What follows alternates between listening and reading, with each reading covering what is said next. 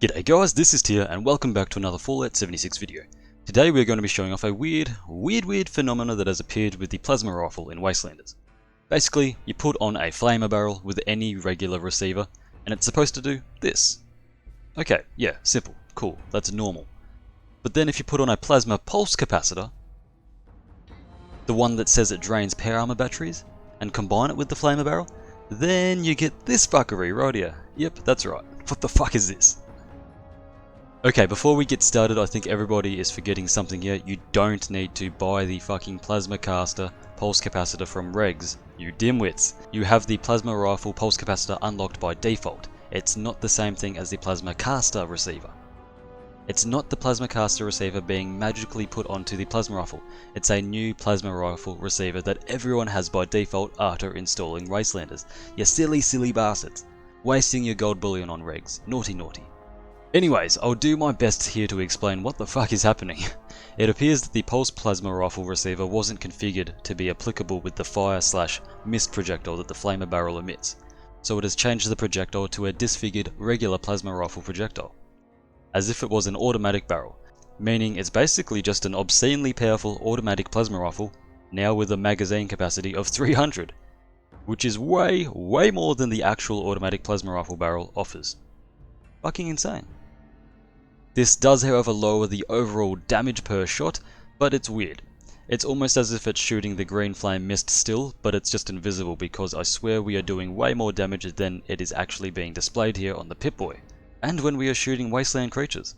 Another thing I notice is that when you use this in VATS, doesn't matter how far away you are. You could have 1% on a head, for example. If you just slowly click the shoot button whilst targeting any body part in VATS, then it will jump straight up to 95% or thereabouts in VATS. It doesn't work if you hold in the shoot button whilst in VATS. Remember, you have to spam click. This is just a bizarre thing. I didn't even know how to explain what's going on here, but it's just a bizarre thing that happens. I'm just as confused as everyone watching this video, but it's weird. It just works, in the words of Todd Howard. I guess there is no better way to figure out what is going on here than to test it out. So yeah, here we are. We're going to be testing it first on the Behemoth to level 95. Awesome.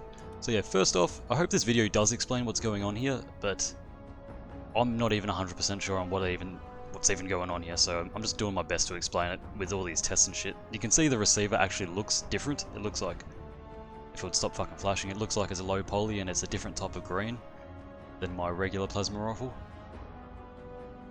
It's quite bizarre. I don't really know what's going on, but yeah. We're going to be testing it on the glowing behemoth with my stealth commando. See how we go.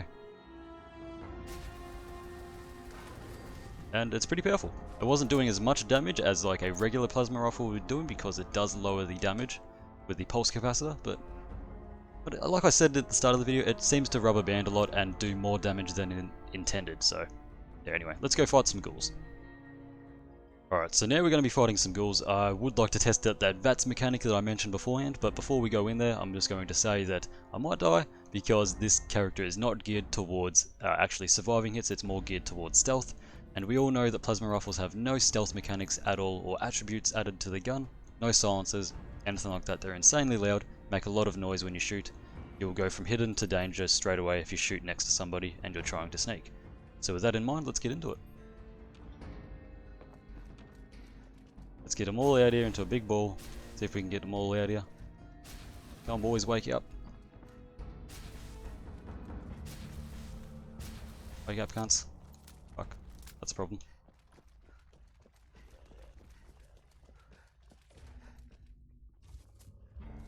Come on lads, don't have all day.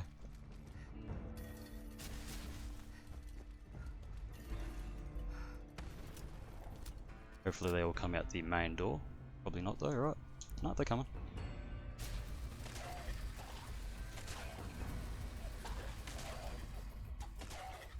The 300 round ammo capacity is definitely shining here.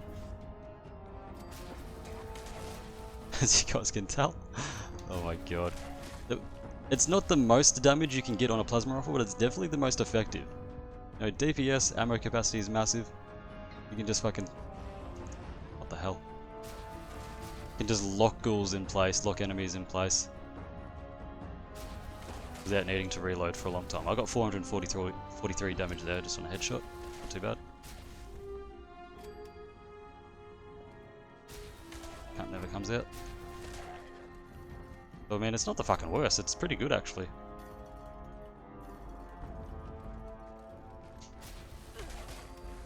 Yep, there's a death.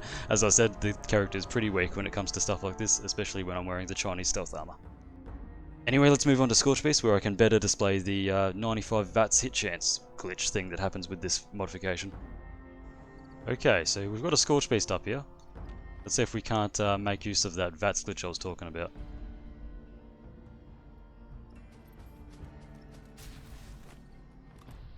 Okay, 7%.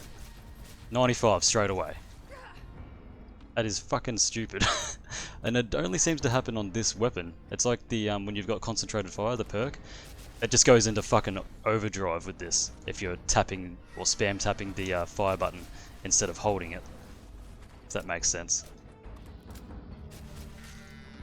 Ah! Anyway, let's just try and kill this thing. Doesn't do the most damage like I said, but it's, you know, pretty damn good. Like, it seems to do more damage than intended. Like, I'm getting 223s per bullet, or projectile, which isn't the most. It shouldn't be able to kill a Scorch Beast that quickly, especially a legendary one. But, no, it seems to be doing more damage than intended. It's quite bizarre. And we all know from Angry Turtle's magic legendary effect videos and stuff like that that he makes that never trust the numbers, trust the performance. And there's definitely some unlisted damage going on here with the pulse capacitor on the plasma rifle when it's in a flamer barrel. Yeah, it's quite good. Anyways, let's take out this Scorch Beast first and then we'll get back into the review. The 300 round magazine definitely doesn't hurt either. It's pretty fucking good. Right, let's see what we can do here for this Scorch Beast. Visible aiming down sights makes it a bit harder. If I can see what I'm doing.